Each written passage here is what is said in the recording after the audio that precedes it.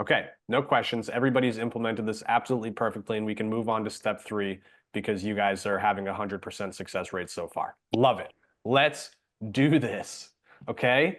Number 1, we're going to actually start back at the webinar because before you ever get people into your challenge, they need to come from somewhere, right? The first place they came from is Meta, right? Facebook, Instagram. We've then brought them to your webinar and they're coming to your challenge from the webinar. Okay. So here's the deal. If you want to have the highest success rate following this exact method and flow, it's super important that you guys have your IP, your intellectual property, okay, in your phases of your program, right? I'm doing this for, it was supposed to be 20, like 27 people right now in a DFY format.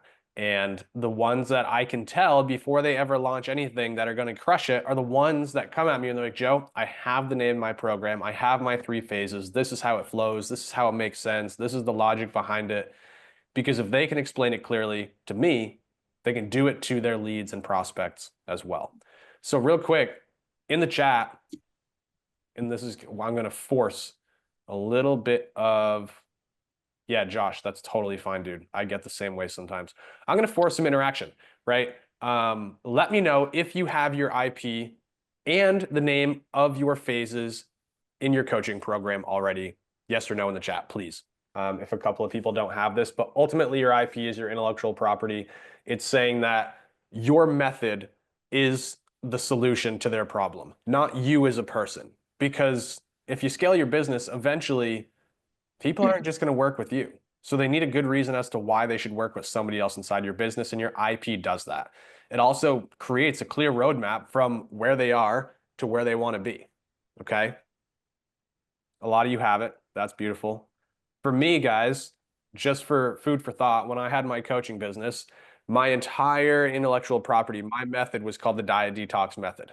Inside that, we broke it into 3 phases: build, reshape, and thrive. Build was my metabolic restoration. It was ultimately building the foundation so that everything from there that happened after happened better, faster, and easier because now we have a foundation that it's built on. Much like a beautiful skyscraper, much like carving out a beautiful statue, needs a foundation. Once that's built, we move into reshape. We can now reshape your body and mind into exactly what you want because we've built the foundation. Once you've reshaped to what you desire, rather, we can now teach you how to thrive for the rest of your life without me, a coach, or another program, because you're ultimately your own coach, right? We have a clear pathway of how you're going to get all the way to where you want to be and live there forever, right? Very in grasp for the people that you're serving. But this becomes really important during the certainty funnel because inside your webinar, you are teaching in full, like as deep as you possibly can, nothing held back, about phase 1. So for me, it would be build. The entire webinar was based around teaching people how to complete build on their own. Ultimately, for me, it came down to 7 steps. I gave them everything. But what I gave them was not doing it for them. I didn't even do it with them. I just told them how to do it themselves. And that's scary. Because for me, when I was coaching, it was 40, 50, and 60-year-old women. And, well, let's be honest, most of those women didn't gain their weight in the last year. They gained it after college. They gained it after kids. They gained it as soon as their muscles started declining and their metabolism changed, right? So they've been dealing with this weight loss for years, and they've failed time and time again on their own. So they don't want to do it again on their own, which is now how we're going to start presenting the challenge, right? So if the webinar is DIY, well, then what we want to present on the back end of the webinar is DWY. My note was wrong. It said DFY. DWY, right? So we're going to do it with them. We're going to offer to do phase 1 with them. And the way that I found this to really convert the highest in the small amount of times I did it, thank you, Jaron, was by telling them, hey guys, look, throughout this whole webinar, I've been very transparent with you. I've told you that you can create this result, much like many of the people you've seen, because I'll share testimonials if you remember last week's video. I've told you at the same time that, you know what, this is very, very, very simple.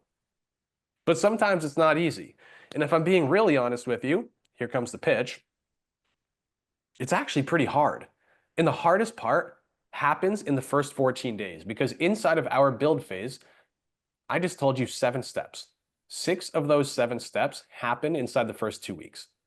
What I've found after coaching thousands of women for the past 7 years is that 90% of women fail within the first 14 days. We have a 10% success rate past that. But guess what? Here's what gets really exciting. Of the 10% of women that succeed after the first 14 days, were you going over 90% of them, thanks, 90% of them succeed for life. And so now we've created this massive, like, eyebrow raise, oh shit moment of like, oh man, like, it's on now. Like, I felt like I was really good at this. I felt like Joe really set me up with everything I needed. But man, those first 14 days sound scary. And so then you ask your people inside your webinar, hey, would anybody be interested in just doing this challenge with me? Like doing the first 14 days with me so that we can flip-flop the numbers I just told you. Instead of 90% of you failing, I can work directly with you and 90% of you can succeed. Does that sound like a better metric for you guys to live by? Everybody inside the chat, because you guys should be running your webinars like I do, forcing people to type and chat and interact. Everybody in that chat's going to say yes. I literally never had a single person say no. Because why would they? Right? And so as we do that, we now have 3 methods that we can get people into a challenge. And I'll tell you what I did in a second. I'll also tell you that none of these 3 methods are wrong. It's going to be that one of these resonates best with you, feels best with you, creates the least amount of resistance for you, and that's the one you should pick. Okay? But the important piece to all of this is that we're not running a completely free challenge because you guys just spent money on your ads. Like on the front end, you lost money. We don't want that. The point of selling a challenge is so that you're advertising for free, right? We want these challenge signups to fuel your next launch so that you can dump more money into this, get more leads, get more challenge signups, and continue scaling the amount of people that see this so you can then continue scaling the amount of clients you get on the back end, which we'll get to next week. Okay, so method 1.